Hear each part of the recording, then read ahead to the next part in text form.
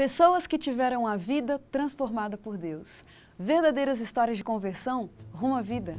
É isso que você encontra aqui no programa 180 Graus, o Ponto da Virada, que começa agora.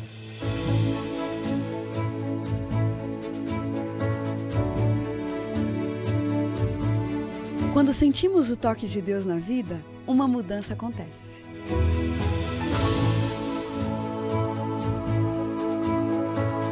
Surge à nossa frente possibilidades de felicidade plena. O toque de Deus restaura, renova, refaz.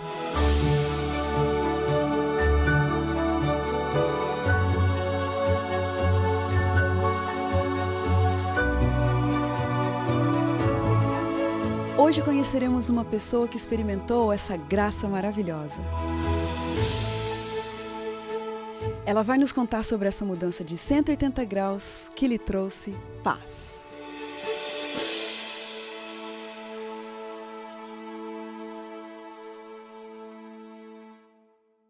Ainda criança lá em Florianópolis, Santa Catarina, Débora Tatiane Martins Borges olhava para o céu e perguntava por que ela tinha que ter nascido ali, naquele lugar, levando aquela vida. Aliás, como ela bem sabia, sua vinda a este mundo nem havia sido planejada. Na sua infância, brigas e gritaria eram frequentes. E logo aos 6 anos de idade, começou a considerar-se uma pessoa infeliz. Naquela época, excessivamente insegura e medrosa, considerava-se inferior e rejeitada. Com os valores trocados e muito machucada depois de tanto correr atrás de ilusões, ela pensou que a única saída seria se ela pudesse nascer de novo, começar a vida outra vez, como nos sonhos infantis. Será que isso é possível? Será que é possível uma virada de 180 graus em uma mentalidade como essa? Vamos saber isso agora com a nossa convidada de hoje, que é a Débora. Muito obrigada porque você está aqui e se dispôs a compartilhar sua história com a gente. Obrigada a você. Obrigada. Por essa oportunidade. Imagina, é um prazer. Débora, por que você acha que o ambiente, né, da sua infância não era um ambiente assim mais propício para um bebê, para uma criança? Bem, primeiro, como você falou, né? A minha mãe e meu pai não me planejaram, eu vim por um acidente. Embora eu gosto de sempre deixar claro que eu sempre me senti muito amada. Eu tenho certeza que eu fui assim presente também para minha mãe. Eu dei um novo sentido para a vida dela, eu tenho certeza que ela sempre me amou. Mas por causa de toda a insegurança que ela sentia também quanto ao futuro, por essa gravidez inesperada, ela também transmitia essa insegurança para mim. E nós não tínhamos casa para morar, né? Morávamos com meus avós, que eram já uma família grande, uma família pobre. Meus pais não tinham uma religião, eles não conheciam a Bíblia. Na verdade, eles se diziam católicos, nominalmente só, mas nunca foram praticantes, né? Nós nunca tínhamos nenhuma prática religiosa em nossa casa, não se referia a Deus por nada, né? Deus era uma figura distante, uma figura ausente na minha infância. Agora, você não acha triste essa palavra mesmo, né? Uma criança de 6 anos, com 6 anos, você já conseguia fazer uma avaliação do seu contexto e se sentir triste? Porque ao ir para a escola, eu comecei a me comparar com os amiguinhos na escola. E o meu pai, ele sempre deu muito valor para a educação, né, para a cultura. Então, mesmo nós sendo muito pobres, ele fez de tudo para nos dar uma boa educação, para mim e para o meu irmão, que nasceu logo em seguida de... né? E na escola que eu estudava, era uma escola particular. Então, todas as crianças lá tinham melhores condições sociais do que eu. E eu comecei a me comparar. Por quê?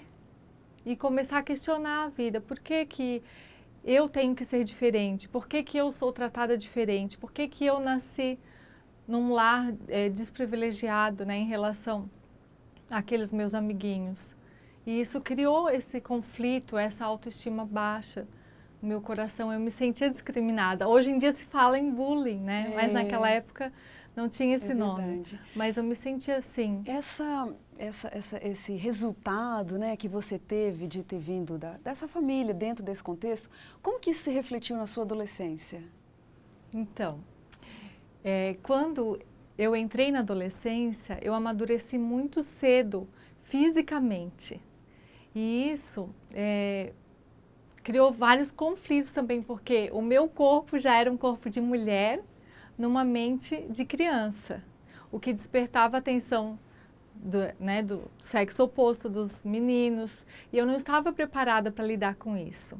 Mas como na infância eu me sentia desprezada, discriminada, agora o ponto que me fazia valorizada era justamente a aparência física. E isso fez com que eu desse muito valor à aparência física, eu desenvolvi valores errados, porque eu achava que se eu fosse bonita, se eu estudasse, se eu tivesse uma boa profissão, atingisse um sucesso na vida, tivesse uma boa condição financeira, isso era a condição para alcançar a felicidade. Mas quando eu estava já com 15 anos, eu já havia descoberto que isso não trazia felicidade. Porque eu estava sempre em busca disso e tentando me relacionar com as pessoas, já saía à noite, estava com os amigos. Quer dizer, começou a perceber mais decepções, né? Sim. Eu vi que isso só trazia vazio, infelicidade e que eu jamais iria ser feliz daquela maneira. Pois é, então agora a situação está complicada, né?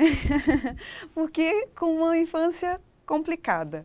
Na adolescência você começa a colocar seu ideal de felicidade em coisas que realmente não trazem felicidade. Você disse que você não teve uma base religiosa muito sólida, né? Você ia a alguma igreja na sua juventude? Tinha algum relacionamento com Deus? Então, eu sempre tive sede de Deus, mesmo não conhecendo a Deus. Eu tinha vontade. Sede de Deus? Eu tinha vontade. Quando as pessoas falavam sobre Jesus, sobre Deus, sobre a Bíblia, eu tinha interesse, eu queria perguntar mais. Até uma vez, quando eu tinha 9 anos, um vizinho meu, ele também não era frequentador de nenhuma igreja, mas ele lia a Bíblia. Ele tinha 2 filhos pequenos, pouco mais novos que eu. E eu frequentava a casa deles, brincando com as crianças, com os filhos dele. E ele lia a Bíblia, as histórias do Antigo Testamento para as crianças. Eu achei aquilo fascinante e eu queria ir todos os dias à casa dele, naquela hora que eu sabia que ele ia contar as histórias da Bíblia. Sobre Abraão, Jacó, Isaac. Quantos anos você tinha nessa época? Eu tinha 9 anos. Olha. E eu me lembro que eu perguntei para ele, nossa, mas por que nessas histórias Deus se comunicava com as pessoas? E hoje em dia ele não fala nada. Onde está Deus? Por que ele está em silêncio, ele não fala mais com as pessoas? Olha. Aí eu lembro que ele explicou, não, ele fala, mas olha, entre um e outro demorava muitos anos. A ideia que ele tinha, né? E eu fiquei fascinada com aquilo. E eu já, com aquela idade no meu coração, pensava assim, eu quero falar com Deus, então eu quero que ele fale comigo. E eu perguntava para o meu pai, para minha mãe, sobre aquelas histórias, sobre a Bíblia. E meu pai, ele ficou um tanto assustado com aquilo, porque nós éramos muito preconceituosos. E nós achávamos que a Bíblia era um livro misterioso, um livro místico, não era para ser lida, entendida. Era um livro sagrado. Então, mesmo na sua adolescência, você também não teve contato com Deus, com a Bíblia, por exemplo? Não, até os 15 anos, né? Mas, então, nós nem tínhamos Bíblia em casa. E eu, nessa época que eu estava indo à casa do vizinho para ouvir as histórias da Bíblia, pedi ao meu pai que ele também me falasse de Deus, né? Talvez até por aquela vontade de ter o pai junto ali, lendo uma história, né? Uma coisa tão família, também, isso, né? Aqueles momentos eram tão junto. gostosos, né? Mas eu estava curiosa mesmo de saber sobre Deus, sobre a Bíblia. E seu pai comprou a Bíblia? Então, não, nós não tínhamos Bíblia em casa. E nós fizemos, então, uma reunião, tipo um culto familiar, né? Desligamos a TV todos os dias à noite, todos os dias, não, durou pouco tempo isso, para rezar o rosário, porque nós não tínhamos Bíblia. Mas não era a mesma coisa que ler a Bíblia, que né? bonito, Que ter aquele fascínio. Mas nós tentamos, certo. Ficamos uns 3 dias, eu acho, rezando Só que como eram rezas repetidas, aquilo era muito monótono para uma criança, né? Então eu e meu irmão não gostamos e logo nós cansamos e paramos, não, deixa assim. Débora. Mas meu pai me proibiu de ir à casa, continuar indo à casa do vizinho, porque ele achou que eu estava ficando muito fanática. Isso que eu ia te perguntar, por que você não continuou indo lá? Não podia mais, ele cortou. Então, Débora, tá complicada a situação dessa Débora, então... olha.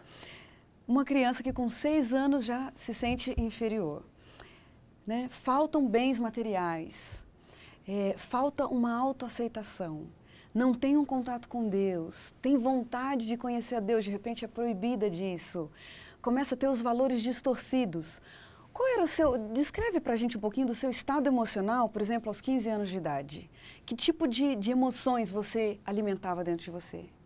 Então, eu sentia muita ansiedade pelo futuro, insegurança e eu valorizava demais esse aspecto físico mesmo, né, de querer usar a aparência, o corpo para chamar atenção, tendo a apreciação, a admiração que eu sempre quis desde a infância e nunca tive. Débora, a gente vai dar uma paradinha aqui, um minutinho na nossa conversa, daqui a pouquinho a gente continua.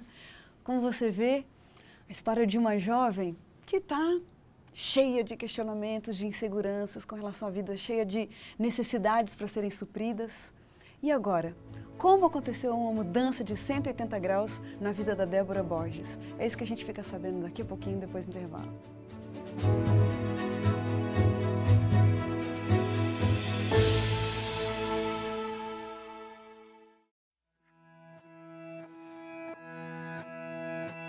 O curso de Geologia foi na Unesp e a pós-graduação, mestrado e doutorado na USP.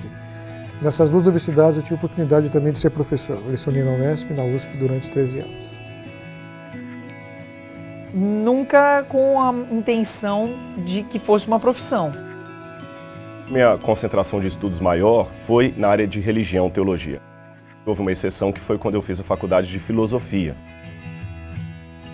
Eu fiz meu mestrado e doutorado em engenharia na área específica de geotecnia. Chegou um momento que eu finalmente me dei conta que eu não conseguiria viver sem aquilo. Eu levo a arqueologia como objeto sério de pesquisa, especialmente a arqueologia que conta a história bíblica, a história do Oriente Médio. O departamento de geotecnia, onde eu trabalhava, era o melhor da América Latina. Com 13 anos, por exemplo, eu cantei um oratório de Beethoven com regência do Eliezer de Carvalho. A última coisa que surgiu foi a professora. É fascinante. É como entrar numa máquina do tempo e voltar na história. Na ocasião me disseram, olha, não vale a pena você se envolver, esse tipo de rocha vem sendo estudado já há mais de 50 anos. Esse assunto se encontra suficientemente esgotado, não ligue para isso não. O conhecimento é ilimitado, o leque se abre e você vai encontrar horizontes novos aí para pesquisar. O tipo de música que é feito para você te faz cantar com mais liberdade e de um outro jeito, né? Eu desconsiderei esse conselho e realmente me envolvi no estudo dos basaltos e fiz descobertas inéditas. Na verdade, embora em termos de currículo Lattes eu esteja no 2º doutorado, se for contar a história a rigor, deveria ser o 3º doutorado. Aí o professor Vandir me convidou para dar aula de canto na Escola de Artes. Depois disso eu fui fazer pós em regência, fui fazer mestrado. Eu recebi o convite para vir ao UNASP. Alguns acharam uma loucura, né, sair da USP e vir para o UNASP, mas eu acho que foi a melhor coisa que eu fiz. Dar aula é uma coisa que sempre me deu muito prazer. Eu achava que depois que eu parasse de cantar eu ia dar aula, só que foi junto e está sendo ótimo.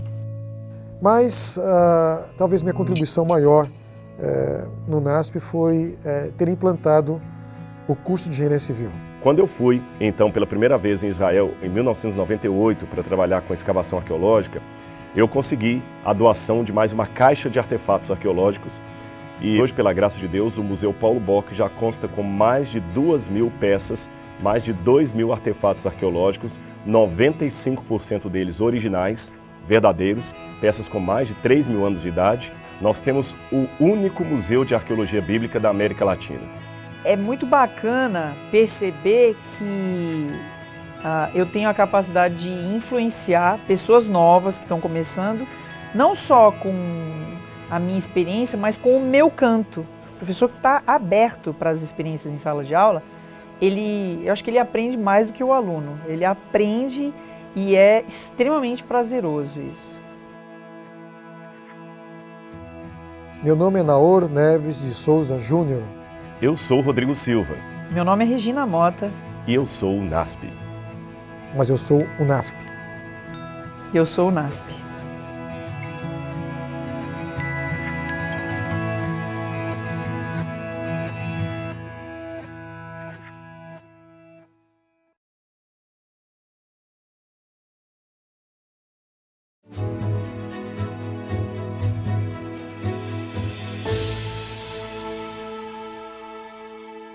O programa 180 Graus, o Ponto da Virada, está de volta. Quem está com a gente hoje é a Débora Borges.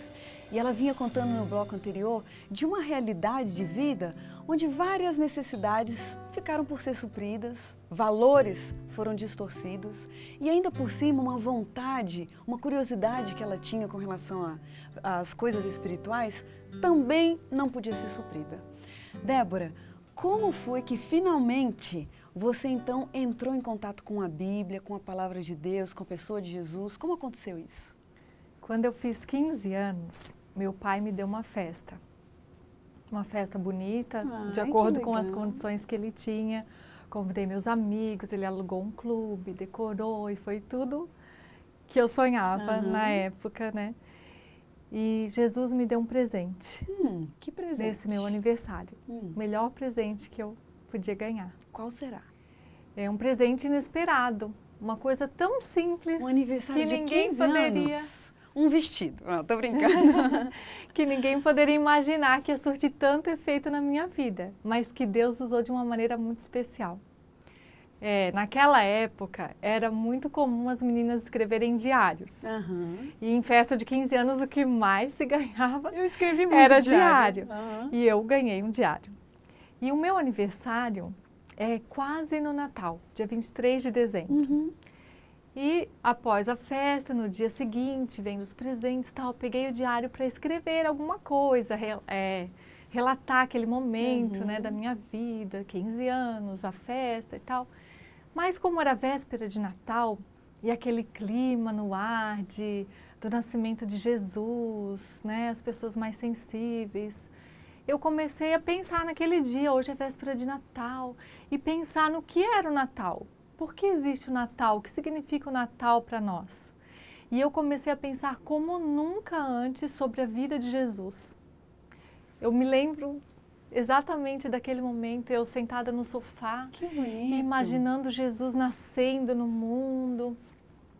E comecei a escrever sobre a vida de Jesus, né, as coisas que eu sabia sobre ele. E de repente, quando eu me deparei, eu estava chorando, pensando na morte dele na cruz, no que ele sofreu por mim. Só que eu não entendia aquilo. Eu pensava, mas Deus, por quê? Que Jesus morreu por mim para salvar a humanidade do pecado, mas não aconteceu nada. As pessoas continuam pecando, o mundo continua cada vez pior e nada mudou. E na minha ideia, eu achava que Jesus tinha falhado. Então, eu achei, ele veio para dar vida por nós, para a gente mudar de vida, para nos dar o exemplo. Só que ninguém não deu certo. Não quis aceitar, não deu certo. E o mundo tá perdido, né? Tá assim. Isso foi o que eu concluí. Mas eu senti muito pela dor de Jesus naquele momento. E ali eu comecei a abrir o coração. Dias depois, eu cheguei em casa de madrugada, depois de vir de uma danceteria com meus amigos. E chegando em casa, não conseguia dormir. E comecei a sentir aquela angústia, aquela ansiedade. E queria encontrar algum alívio, alguma coisa que me trouxesse paz, que me fizesse dormir tranquila. Queria encontrar um sentido para a minha vida, alguma coisa que me trouxesse alegria.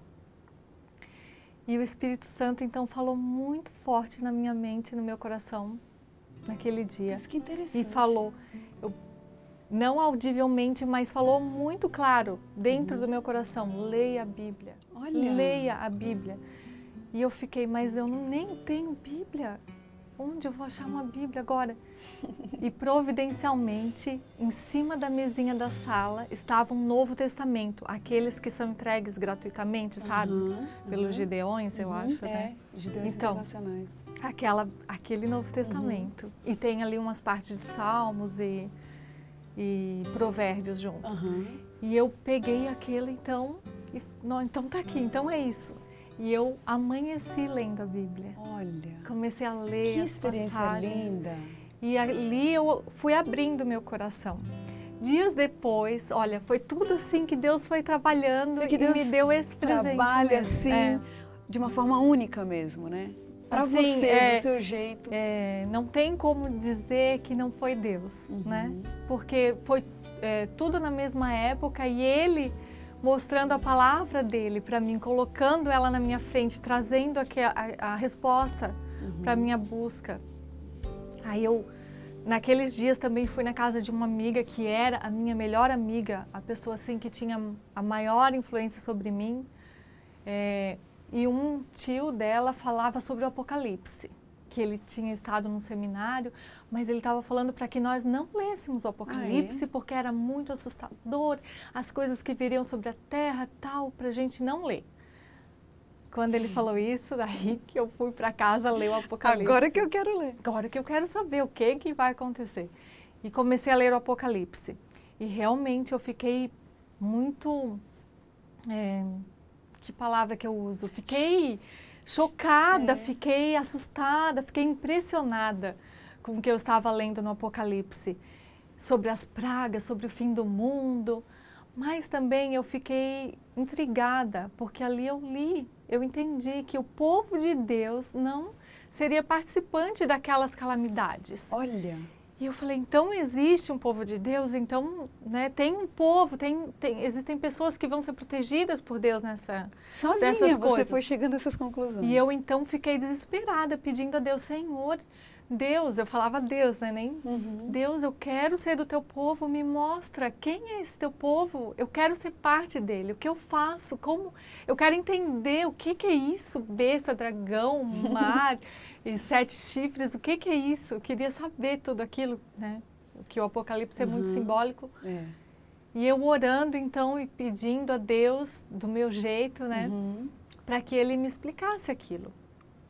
Algum tempo depois, não muito tempo, um mês talvez, apareceram 2 irmãos adventistas lá em casa, oferecendo estudo bíblico, revelações do Apocalipse. Não acredito.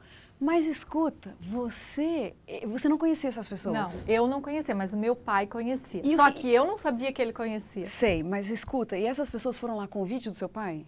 Não, é que um deles havia emprestado o livro Grande Conflito para o meu pai. Só que meu pai nem leu, deixou lá guardado. Mas e ele olha... foi lá para buscar o livro, para perguntar se meu pai tinha lido. Ofereceu para estudar o Apocalipse. E justamente ofereceu para estudar o Apocalipse. É impressionante.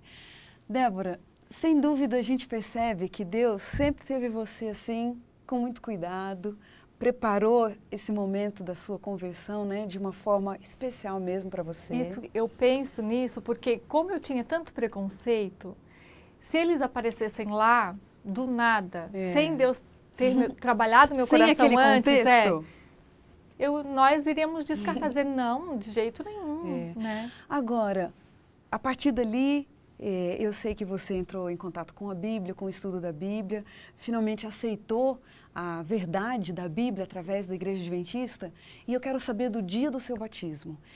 Esse dia foi um dia marcante para você? Foi uma vitória muito grande. Por quê? Porque antes do batismo, teve muitas lutas, muita luta espiritual, porque nós sabemos também que nós estamos no meio de um grande conflito e o inimigo, ele não iria entregar uma pessoa assim, sem ele lutar também contra, né, para que eu não me entregasse a Cristo. E eu passei por muitas lutas, né? São muitos episódios que não tem nem como falar aqui. A cerimônia em si, o que aquela cerimônia representou para você? A vitória do poder de Deus mesmo. Isso mesmo. Né? Inclusive, um detalhe. Ali estava um detalhe que foi primordial. Ali no meu batismo, dentro do tanque batismal, comigo estava a minha melhor amiga. Olha. Aquela que... antes, quando eu comecei a estudar a Bíblia, foi tão contra, que achava que que eu estava enganada, que não seria possível, e ali ela estava, Deus Junto com também você. trabalhou na vida dela, que é um outro Puxa. capítulo, para que ela também estivesse ali comigo. Mas, E olha, além do mais, né, além de tudo isso, Deus é tão maravilhoso que Ele me deu a bênção de estar ali no meu batismo, o meu esposo, que então era meu namorado, que estava me ajudando muito, que foi um presente de Jesus, que me deu muita força, que me fez conhecer melhor a Bíblia, que me ensinou a me relacionar melhor com Deus, Puxa que vida. me deu aquele apoio Olha, que eu precisava. Ouvindo, Débora, a sua história, a gente não tem dúvida mesmo de que Deus cuidou de você com muito cuidado, com muito carinho, né? Sua história é exatamente uma prova de que Deus se importa, de que Deus é pessoal, de que Ele sabe as nossas necessidades e vem para suprir cada uma delas. A gente tem aqui no nosso programa um minutinho, né, de um ping-pong, e eu quero fazer esse momento com você, né? Falar uma palavrinha para você e você me diz o que vem à mente. O que vem à sua mente quando você pensa na palavra vida? Oportunidade, Beleza, criação, perdão, Jesus, autoestima,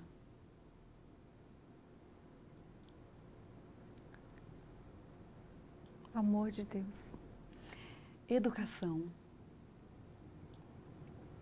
conhecimento, sabedoria, um privilégio, conhecer a palavra de Deus, um medo, de estar longe de Jesus, uma grande verdade, a palavra de Deus, uma grande mentira, grande mentira, que nós não somos amados por Deus, família, o sentido da minha vida, fala pra gente casamento especificamente, um pedaço do céu na terra, envelhecer,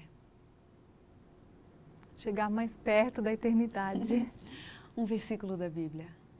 Eis que estou convosco todos os dias até a consumação do século. Puxa vida, que versículo lindo, hein? Tem tudo a ver com você. E é isso que a gente deseja para você, Débora, que Deus esteja com você todos os dias, que você sinta essa companhia, esse cuidado dele para com você, para com a sua família. A gente agradece muito, que Deus te abençoe. E a gente termina o programa 180 Graus, o ponto da virada, feliz por ouvir essa história tão linda. E como diz o texto bíblico, era preciso que nos regozijássemos e nos alegrássemos, porque esse teu irmão estava morto e reviveu, estava perdido e foi achado. Que Deus te abençoe e até o próximo programa.